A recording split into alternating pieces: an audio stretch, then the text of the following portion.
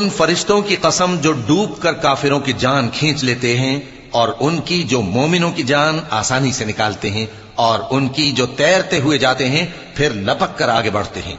फिर दुनिया के कामों का इंतजाम करते हैं कि वो दिन आकर रहेगा जिस दिन वो जलजला आएगा, फिर उसके पीछे और जलजला आएगा। उस दिन लोगों के दिल खौफजदा होंगे और आंखें झुकी हुई। काफिर कहते हैं, क्या हम उल्टे पांव फिर लौटेंगे? भला जब हम खोखली हड्डियां हो जाएंगे तो फिर जिंदा किए जाएंगे।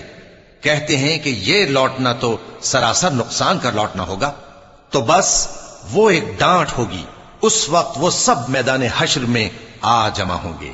अला तुमको मूसा की हिकायत पहुंची है जब उनके परवरदिगार ने उनको पाक मैदान यानी तुआ में पुकारा और हुक्म दिया कि फिरौन के पास जाओ कि वो सरकश हो रहा है। फिर उससे कहो कि क्या तू चाहता है कि पाक हो जाए और मैं तुझे तेरे परवरदिगार का रास्ता बताऊं ताकि तुझको